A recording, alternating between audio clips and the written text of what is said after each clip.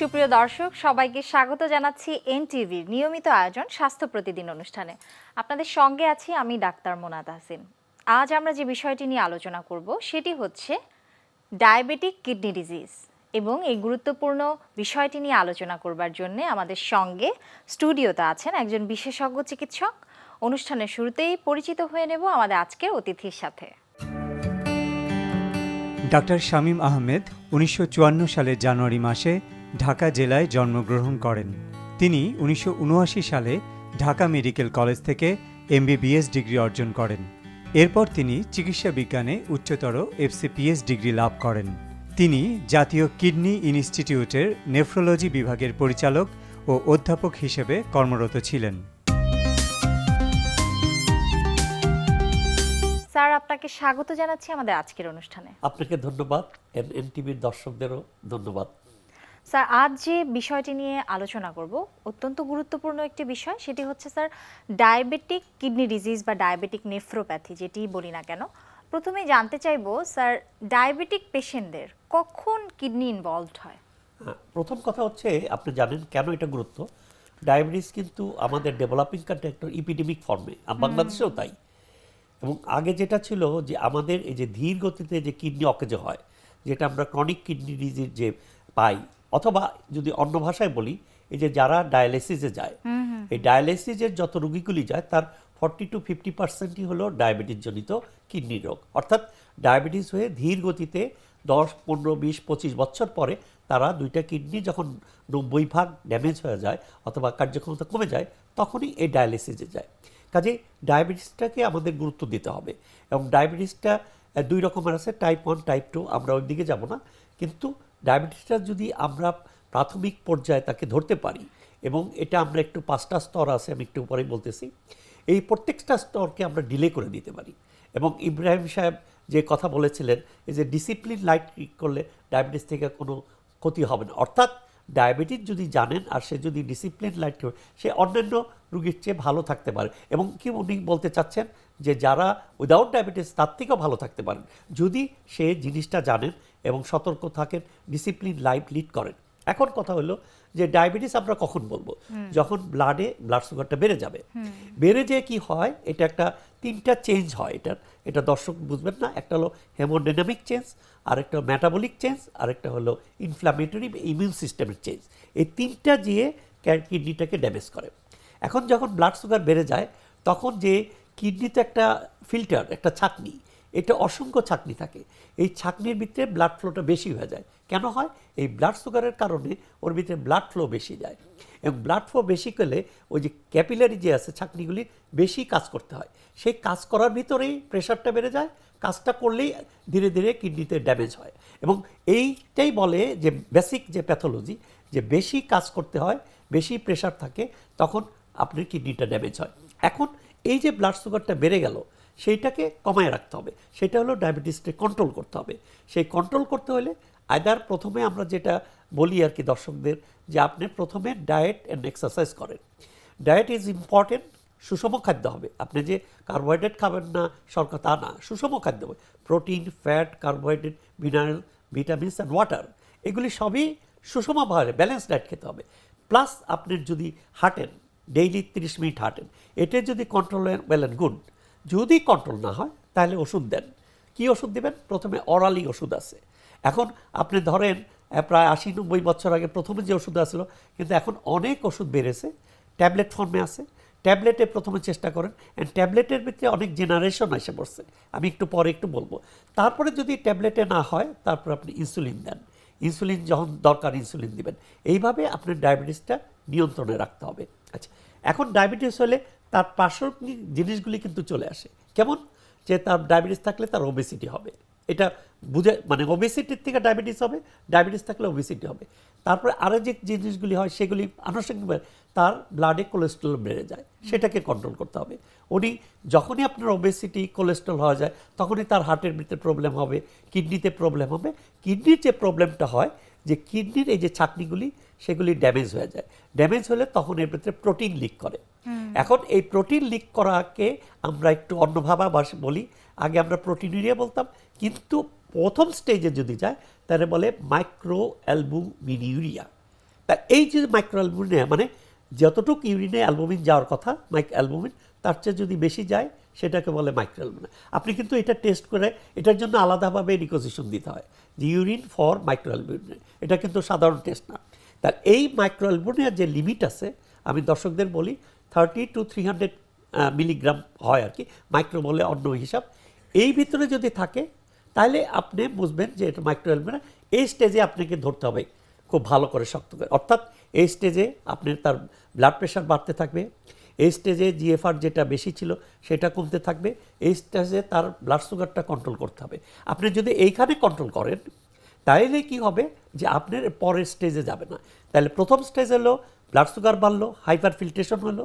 দ্বিতীয় স্টেজ হলো silent stage, অর্থাৎ 100টা রোগী যদি ডায়াবেটিস থাকে সবাই কিন্তু কিডনি ফেলিওর হবে না, এর থেকে 40টা 30টা 40% যাবে। তাহলে ওই যে 40% গেল, বাকি যেটা ওইটা ওই স্টেজে থেকে যায়। সেগুলো অনেকগুলি ফ্যাক্টরের উপর নির্ভর করে। দেখবেন যে আরেকটা জিনিস হলো জেনেটিক ফ্যাক্টর কিন্তু খুব ইম্পর্টেন্ট।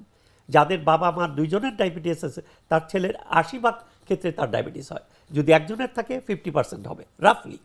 তো কাজেই genetic factor is very important, এবং এনভায়রনমেন্টাল ফ্যাক্টরের ভিতরে আপনি যেগুলি আছে সেগুলি মিলে ডায়াবেটিস রিভিল করে, সে 30 বছর বা 15 বছর, যেটা ইনিশিয়ালি হয় যেটা আমরা টাইপ 1 বলি সেটা। এখন তাহলে এই হলো সেকেন্ড স্টেজ। থার্ড স্টেজ যেটা আমরা বললাম স্টেজ অফ মাইক্রোঅ্যালবুমিন, এই স্টেজ। তাহলে প্রথম স্টেজ 5-6 বছর থাকে, দ্বিতীয় স্টেজে যারা সাইলেন্ট থাকে থাকলো, তৃতীয় স্টেজে যখন আসলো এই স্টেজে কিন্তু আপনার 5-6 বছর থাকে। তাহলে এই স্টেজের পরের স্টেজ কি, তখন একদম প্রোটিন, বেশি করে প্রোটিন লিক করবে, পায়ে পানি আসবে, মুখে পানি আসবে। এর পরের স্টেজ হলো, আর তখন থেকে কিন্তু এই যে কিডনির যে কার্যক্ষমতা এটা বেড়ে যাবে, আবার কমে যাবে। তাহলে কিভাবে বুঝবো? আমি একটা ক্রিয়েটিন লেভেল করব, ব্লাডের যে কিডনি ফাংশন সেটা করব। শুধু ক্রিয়েটিন লেভেলে হয় না, এখন আমার ইজিএফআর অর্থাৎ কতটুকু কিডনি ফাংশন আছে, এই দুইটা টেস্ট করলে তার কার্যক্ষমতা আমরা জানতে পারলাম। তাহলে এই স্টেজ হলো। এই স্টেজের পরে যখন 90% কিডনি ড্যামেজ হয়ে যাবে তখন আর এই ওষুধের দ্বারা চিকিৎসা হবে না, তখন ডায়ালিসিস লাগবে। তাহলে আমি 5টা স্টেজ বললাম। এই 5টা স্টেজে যেতে মিনিমাম, এগুলি কিন্তু স্টাডি করা হয়েছে, বিভার্টি অ্যান্ড মঙ্গিনসন তারা 35 বছর 40 বছর স্টাডি করে এই স্টেজগুলি বের করেছেন। করার পরে যেটা হয়েছে দেখা যায় 40 বছর। তাহলে আপনি যদি প্রত্যেক স্টেজকে 3-4 বছর ডিলে করে দিতে পারেন, কিভাবে করবেন? আপনি ডায়েটটা ঠিক করেন, তারপর ওষুধটা খান, এক্সারসাইজ করেন, আপনার যে ব্লাডের যে কোলেস্টেরল লেভেল সেটা কমিয়ে দেন। কোনো ইনফেকশন যদি থাকে, আপনি জানেন ডায়াবেটিস থাকলে মেয়েদের যে পেশাবের infection very difficult to eradicate, or any infection, বডির ইনফেকশন যেমন নিয়ে থাকে সেটাকে কন্ট্রোল করেন, কোলেস্টেরল যেটা আছে সেটারে কমিয়ে রাখেন, আর একটু এক্সারসাইজ করেন, হেলদি ডায়েট খান। আর কোনো ব্যথার ওষুধ যেটা বয়স হলে, যেমন গিরায় ব্যথা, হাঁটুতে ব্যথা, পিঠে ব্যথা, ব্যথার ওষুধ যেগুলি সেগুলি অ্যাভয়েড করেন, নেফ্রোটক্সিক ড্রাগ। আর ছেলেদের জন্য বলি, যারা স্মোকিং করে তাদের কিন্তু স্মোকিং করতে পারবে না, করা উচিত না, প্রত্যেকটাই অর্গানিকটা এফেক্ট করে। আরেকটা হলো অনেকের একটু অন্য অভ্যাসও থাকে, ড্রিঙ্কস করার অভ্যাস থাকে, সেগুলি পরিহার করতে হবে। আরেকটা আমরা বলি যে ধর্মীয় অনুশাসনগুলি মানেন। আপনি 5 ওয়াক্ত যদি নামাজ পড়েন, যারা মুসলিম তারা কিন্তু এই এক্সারসাইজ কিন্তু এটা কিন্তু আপনার ডায়াবেটিস কন্ট্রোল করে। হ্যাঁ, এই যে আপনার 5 ওয়াক্ত নামাজ পড়লেন বা এই যে পরিষ্কার পরিচ্ছন্ন থাকলেন, তাহলে এই 5টা স্টেজে যদি আপনি ডিলে করে দিতে পারেন, ধরেন আপনার 30-40 বছরে আপনি ধরা পড়লো, তাহলে এটা যদি 50 বছর, আপনার 70-80 বছর বয়স, তো আমরা এমনি আমাদের 80 বছর 70 বছর আমাদের আয়ু যেটা আছে, তাহলে কোনো অসুবিধা হবে না। সেই জন্যই ইব্রাহিম সাহেব যেটা বলেছেন, if you have discipline life lead করলে আপনার ডায়াবেটিসের কোনো ক্ষতি হয় না। আরেকটা কথা বলি, এখন যে জিনিসটা হচ্ছে যে কিছু কিছু ডায়াবেটিস আছে যাদের প্রোটিন লিক না করেও কিন্তু কিডনি ড্যামেজ হয়। সেই জন্য আমাদের যেটা করতে হবে যে সিরাম ক্রিয়েটিন ইজিএফআর করবে প্রোটিন লিক না থাকলে 30% কেসেস। এটা কেন, ওইটা আমি দর্শকদের বলতে চাই না, কারণ এটা ছাকনি যেমন আছে কিডনিতে, কিডনি তো আরও মানে স্থান আছে, যেমন টিউবুল আছে, ইন্টারস্টিশিয়াম আছে, যে আর্টারিতে গেল সেটার ভিতরে ইনভলভমেন্ট হয়, সেটা দর্শকরা বুঝবেন না। শুধু এইটুক বুঝেন যে অনেক সময় ডায়াবেটিস থেকে প্রোটিন লিক না করেও কিন্তু কিডনি ড্যামেজ, এটার বলে নন মাইক্রোঅ্যালবুমিন ডায়াবেটিক কিডনি ডিজিজ, এটা 30% হতে পারে। কাজেই একটা পেশেন্টের জিএফআরটা করতে হবে, অর্থাৎ আপনার কিডনির ফাংশনটা কতটুকু সেটা আপনি জানতে হবে। আচ্ছা, তো এই ক্ষেত্রে অনেক সময় দেখা যায় যে যারা ক্রনিক কিডনি ডিজিজে ভোগেন, শেষ পর্যায়ে হয়তো আপনি বলেছেন যে 90% যখন কিডনি কাজ করা বন্ধ করে দেয় তখন কিন্তু ডায়ালাইসিসে যেতে হয়। তো এই ডায়ালাইসিস নিয়ে এক ধরনের হয়তো ভয় তাদের ভেতর কাজ করে যে এটি কি খুব বেশি যন্ত্রণাদায়ক, বা এটিতে কি করা হয়, বা কতদিন আমি করতে পারবো, পুরো বিষয়টি যদি বলতেন। ধন্যবাদ, আপনি খুবই সুন্দর প্রশ্ন। দেখেন, প্রথম কথা হলো যে ডায়ালিসিসটা কি সেটা দর্শকরা বুঝতে হবে। অর্থাৎ আমি যে ওষুধ দিচ্ছি, আমি 90% যখন কিডনি কাজ করতেছে তখন কিন্তু ওষুধের দ্বারা ওনাকে আমরা ভালো রাখতে পারবো।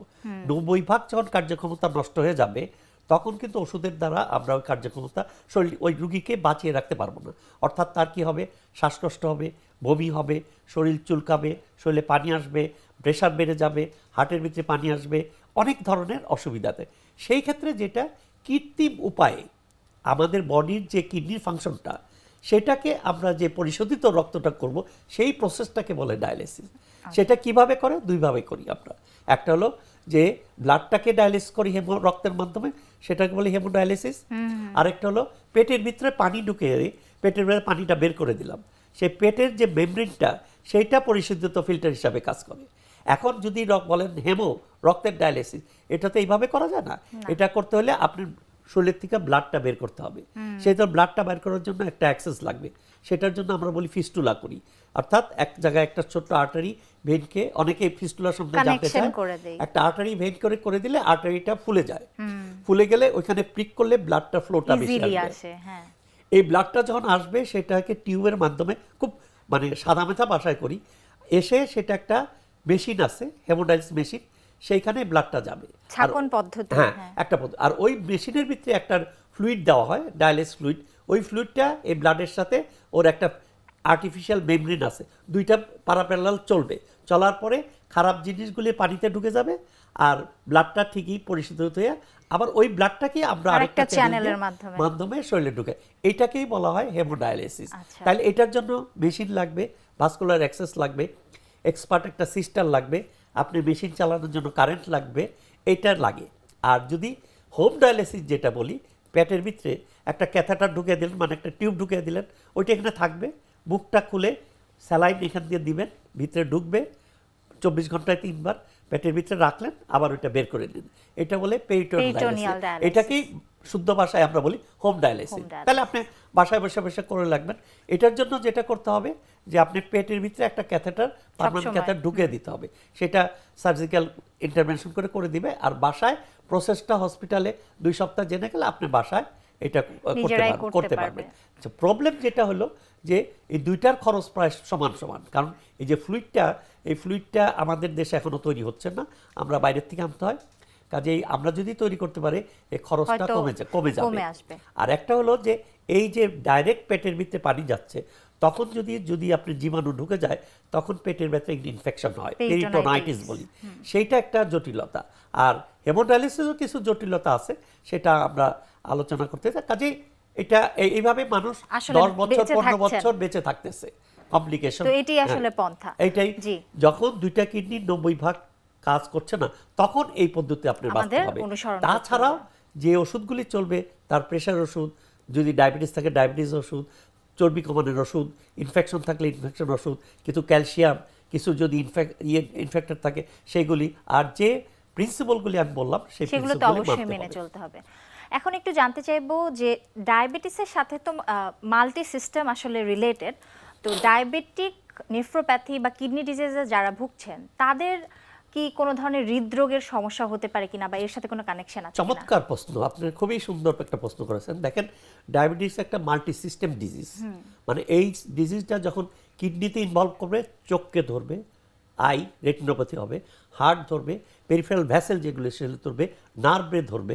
এই জন্য দেখবেন ডায়াবেটিক রোগী হাঁটতে পারছে না, অথবা পা জ্বালাপোড়া করতেছে, অনেক সময় তার পা পুড়েও যাচ্ছে সেও, অথবা ব্লাড সাপ্লাই কমে যাচ্ছে, গ্যাংগ্রিন বলি, যে বিকটোতে পচে যায়, কি ব্লাড সাপ্লাই কমে যায়। কেন? ওই ব্লাড ফ্লোটা কমে যায়, ওই আর্টারিটা শুরু হয়ে যায়। এবং মোস্ট অফ দ্য পেশেন্ট, একটা ইন্টারেস্টিং তথ্য হলো কিডনির রোগীরা কিডনি ফেইলিওরে মারা যায় না, মারা যায় হলো কার্ডিওভাস্কুলার প্রবলেম। অর্থাৎ তাদের যখন কিডনি যতটুকু না ক্ষতিগ্রস্ত হয় তার চেয়ে বেশি ক্ষতিগ্রস্ত হয় আপনার হার্ট এবং ব্রেনের জন্য। এবং তাদের হার্টের ভিতরে যে করোনারি আর্টারি আছে সেগুলি শুরু হয়ে যায়, তখন আমরা আমরা যেটা বলি মাইক্রো ইনফাকশন।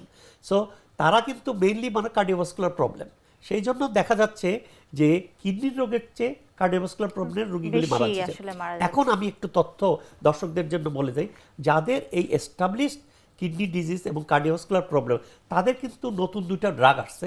আমি একটু হাইলাইট করতে চাই যে ডায়াবেটিসের জন্য এখন 2টা ড্রাগস, যেটা sodium glucose co transport inhibitor. This is cardioprotective, অর্থাৎ হার্টকে প্রোটেকশন করে, and at the same time this is কিন্তু কিডনিরও প্রোটেকশন করে। কাজেই যারা এই ব্যাপারে হার্টের প্রবলেম আছে কিডনির সাথে, তারা কিন্তু এই ড্রাগটার সম্বন্ধে একটু এখন জানা উচিত। আমরা জানি কিন্তু দর্শকদের এইটার সম্বন্ধে জানা। So there are new drugs coming, এবং 2 বছর আগে 3-4 বছরে কিন্তু এখন এস্টাবলিশড যে এই কিছু 2-1টা ড্রাগ দিস ইজ কার্ডিও মানে হার্টকে রক্ষা করবে এবং অ্যাট দ্য সেম টাইম কিডনিকেও রক্ষা করতে পারে। কাজেই আমি মনে করি যে আপনারা যদি এই তথ্যগুলি জানেন এবং এইভাবে যদি চিকিৎসা করেন, তাহলে এই যে কার্ডিওভাস্কুলার কমপ্লিকেশনের যে রোগীগুলি মারা যাচ্ছে সেটা কমে যাবে। এবং সবচেয়ে দর্শকদের এটাই বলতে চাই যে আপনি প্রথমেই আপনার ডায়াবেটিস স্ক্রিনিং, আপনার ডায়াবেটিস আছে কিনা সেটা ধরেন এবং চিকিৎসাটা করেন। এবং খুব সঠিকভাবে যদি চিকিৎসা করেন, আপনি যদি মনে করেন ওষুধের দাম অনেক বেশি, আপনি ডাক্তারকে বলেন যে আমাকে এমন একটা ওষুধ দিন যে আমি আমার আয়ত্তের ভিতরে, অর্থাৎ আমার ক্যাপাসিটির ভিতরে আমি সারা জীবনটা ওষুধ খেতে পারি। এবং সিমিলারলি আপনার ব্লাড প্রেশার ওষুধ, যেটা অনেকেই ব্লাড প্রেশার জানে না, জানলেও ওষুধ খায় না, আবার অনেক ইরেগুলার খায়। আপনি বলেন যে আমাকে এমন একটা ওষুধ দেন যে আমি সারা বছর এই ওষুধটা আমার ক্যাপাসিটির ভিতরে খেতে পারি। সেরকম যদি দিয়ে দেয় তাহলে কন্টিনিউয়াস খেলে তাহলে এই কমপ্লিকেশন হবে না। কারণ লং টার্ম জিনিস তো, এই করোনার মতো না যে চোখে দেখেন না পট করে আয়সা শ্বাসকষ্ট মারা যান। এটা তো আপনি ধীরে ধীরে যাবে, কাজে আপনি এটার কন্ট্রোল আছে এবং এটাকে কন্ট্রোল করতে হবে, মেইনটেইন করতে হবে। স্যার, আমাদের এই অনুষ্ঠানে একটি নিয়মিত সেগমেন্ট হচ্ছে বিভিন্ন খাদ্যের পুষ্টি গুণাগুণ সম্পর্কে আমাদের দর্শকদের দেখিয়ে থাকে, সেটি এখন দেখিয়ে আসব। সুপ্রিয় দর্শক, দেখছেন স্বাস্থ্য প্রতিদিন অনুষ্ঠানের এই পর্যায়ে। চলুন দেখে আসি বিভিন্ন খাদ্যের পুষ্টি গুণাগুণ সম্পর্কে আমাদের পুষ্টিবিদের কাছ থেকে। ফলের রাজা আম আর মাছের রাজা ইলিশ। আমরা কত কত বিদেশি সামুদ্রিক মাছের পিছনে দৌড়ে বেড়াই, অথচ আমাদের দেশে যে এমন একটি মাছ রয়েছে তার গুরুত্ব দেই না। প্রথমেই বলে নেই এর পুষ্টিগুণ। প্রতি 100 গ্রাম ইলিশ মাছে রয়েছে 310 calorie, 21.8 gram protein, 24 milligram vitamin C, 180 milligram calcium এবং 3.39 গ্রাম শর্করা, এবং রয়েছে প্রচুর পরিমাণ খনিজ লবণ, আয়োডিন ও লিপিডও রয়েছে। ইলিশের ডিমে ভিটামিন ডিও পাওয়া যায়। হৃদয়ের জন্য একটি দুর্দান্ত খাবার ইলিশ মাছ। সামুদ্রিক মাছ ইলিশে রয়েছে স্যাচুরেটেড ফ্যাট, ওমেগা 3 পরিমাণ বেশি থাকে, হৃৎপিণ্ডের রোগ থেকে তাই রক্ষা করে এবং রক্তে কোলেস্টেরলের পরিমাণ কমিয়ে দেয়। একটি প্রতিবেদন প্রমাণ করেছে যে প্রতি সপ্তাহে সামুদ্রিক মাছ খেলে হৃদরোগের ঝুঁকি অর্ধেক কমে। রক্ত সঞ্চালন বাড়িয়ে দেয় ইলিশ মাছ। ডিএইচএ, ইপিএ নামক ওমেগা 3 ফ্যাটি অ্যাসিড আছে, যার ফলে ইলিশ মাছ খেলে রক্তে সঞ্চালন ভালো হয়, থ্রোম্বোসিস আক্রান্ত হওয়ার ঝুঁকি কমে যায়। দীর্ঘমেয়াদী পেটের পীড়া রোগ, আলসারেটিভ কোলাইটিস সহকারে গুরুতর প্রদাহজনক রোগ থেকে কিন্তু ইলিশ মাছ আমাদের রক্ষা করতে পারে। ফুসফুসকে ভালো রাখার জন্য ইলিশ মাছ খেতে পারেন। গবেষণায় দেখা গেছে যে বিশেষ করে শিশুদের মধ্যে যদি হাঁপানির রোগ দেখা যায় তাহলে কিন্তু ইলিশ মাছ খুব ভালো কাজ করে। চোখ ভালো রাখতে ইলিশ মাছ খুব ভালো কাজ করে। যাদের ডিজেনারেটিভ ডিজিজ আছে চোখের, মানে আস্তে আস্তে চোখের জ্যোতি কমে যাওয়া বয়সের সাথে, তাদের জন্য সাম্প্রতিক গবেষণায় দেখা গেছে যে ইলিশ মাছ খুব বেশি ভালো কাজ করে, কারণ এতে রয়েছে ওমেগা 3 ফ্যাটি অ্যাসিড। মানব মস্তিষ্ক প্রায় 60% চর্বিযুক্ত, এর বেশিরভাগই ওমেগা 3 ফ্যাটযুক্ত। এই কারণে গবেষণায় প্রমাণ হয়েছে যে প্রচুর পরিমাণে সামুদ্রিক খাবার খাওয়া লোকেরা পরবর্তী জীবনে স্মৃতিভ্রম ও স্মৃতি সমস্যা কম ভোগেন। এছাড়াও ইলিশ মাছে পাওয়া যায় ওমেগা 3 ফ্যাট, শিশুদের পাঠের দক্ষতা ও আচরণ এবং মনোযোগের ঘাটতি, হাইপার অ্যাক্টিভিটি ডিসঅর্ডারের উন্নতি ঘটায়। ভিটামিন এ, ডি, ই সমৃদ্ধ হওয়ার কারণে আপনি ইলিশ মাছ খেতে পারেন। ভিটামিন ডি খুব কম খাবারেই পাওয়া যায়, সেক্ষেত্রে ইলিশ মাছ কিন্তু অন্যতম। ইলিশ মাছের ডিমে ভিটামিন ডি খুব বেশি পরিমাণে পাওয়া যায়। ডিম কিন্তু বেশ উপকারী হলেও কম খেতে হবে। অস্টিওপোরোসিসের জন্য ইলিশ মাছ খেতে পারেন। এছাড়া ডিপ্রেশনের জন্য কিন্তু ইলিশ মাছ খুব বেশি ভালো কাজ করে। ত্বককে সুন্দর রাখতে আপনি ইলিশ মাছ খেতে পারেন। ইলিশ মাছে বিদ্যমান ওমেগা 3 কেবলমাত্র ইউভির ক্ষতিকারক প্রভাবগুলো থেকে ত্বককে সুরক্ষিত করতে সহায়তা করে না, এক্সিমা, সোরিয়াসিস থেকেও কিন্তু ভালো রাখে। কোলাজেন থাকায় ত্বকের তারুণ্য ধরে রাখে এবং নরম রাখে। তাই কেন নয় ইলিশ মাছ? ইলিশ মাছে রয়েছে আয়োডিন, পটাশিয়াম, সেলিনিয়াম, জিঙ্ক, যার সবগুলোই ইমিউনো বুস্টার হিসাবে কাজ করে। থাইরয়েড গ্ল্যান্ড সুস্থ রাখে। সেলিনিয়াম সাহায্য করে ক্যান্সার মোকাবিলা করতে। তাছাড়া ইলিশ মাছে রয়েছে ফসফরাস, ক্যালসিয়াম, দাঁত ও হাড়ের পুষ্টির জন্য খুবই গুরুত্বপূর্ণ। ইলিশ মাছের এত গুণ কিন্তু আমরা শুধুমাত্র স্যালমন, টুনা খুঁজি। এখন বাজারে সাধ্যের মধ্যে পাওয়া যাচ্ছে ইলিশ মাছ, তাই মিস করবেন না। তবে অতিরিক্ত কোনো কিছুই ভালো নয়। তেমনি ইলিশ মাছ অতিরিক্ত খেলে যাদের অ্যালার্জি আছে এবং শ্বাসকষ্ট আছে তারা কিন্তু পরবর্তীতে সমস্যায় ভুগবেন। হার্টের রোগী এবং ডায়াবেটিক্সের রোগীর জন্য কিন্তু ইলিশ মাছ খুবই ভালো। স্যার, অনুষ্ঠানের একেবারে শেষ প্রান্তে আছি।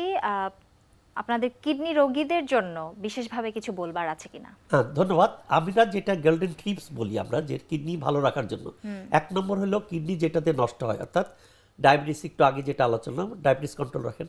উচ্চ রক্তচাপ, ডায়াবেটিস ছাড়া কিন্তু উচ্চ রক্তচাপ একটা সেকেন্ড কজ, রক্তচাপটা কন্ট্রোল করেন। তৃতীয় হলো নেফ্রাইটিস, মানে গ্লোমেরুলার কিডনির ছাকনির একটা দোষ, প্রোটিন লিক করে, শরীরে পানি আসে, সেটার কোনো ভালো চিকিৎসা আছে, চিকিৎসা করেন।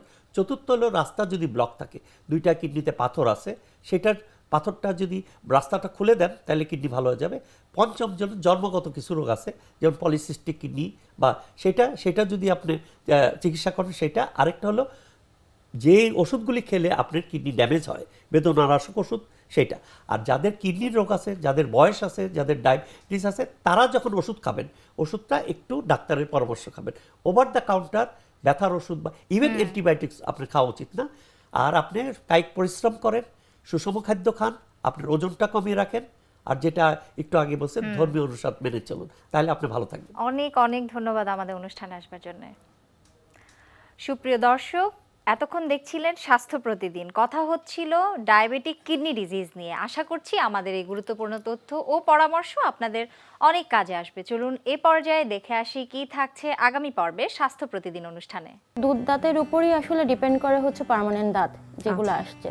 এটাকে আসলে দুধ দাঁতটাকে ইংলিশে বলা হয় স্পেস হোল্ডার, মানে দুধ দাঁতের যে অবস্থান সেখানে আপনার পার্মানেন্ট দাঁতগুলো আসছে। তো সুতরাং যদি এই দুধ দাঁতের যত্ন ঠিক মতো না নেওয়া হয়, পরবর্তীতে পার্মানেন্ট দাঁতগুলোও দেখা যায় যে এফেক্টেড হয়। বিশ্বের যে কোনো প্রান্ত থেকে যে কোনো সময় আপনাদের প্রিয় অনুষ্ঠান স্বাস্থ্য প্রতিদিন দেখতে ভিজিট করুন আমাদের পূর্ণাঙ্গ ওয়েব পোর্টাল www.ntvbd.com এ। এছাড়াও এনটিভির জনপ্রিয় সব অনুষ্ঠান ও খবরের আপডেট পেতে ভিজিট করুন আমাদের ইউটিউব ও ভেরিফাইড ফেসবুক পেজে। আজ এখানেই শেষ করছি, আবারও দেখা হবে। সে পর্যন্ত ভালো থাকুন, সুস্থ থাকুন, নিরাপদে থাকুন এবং স্বাস্থ্যবিধি মেনে চলুন। আল্লাহ হাফেজ।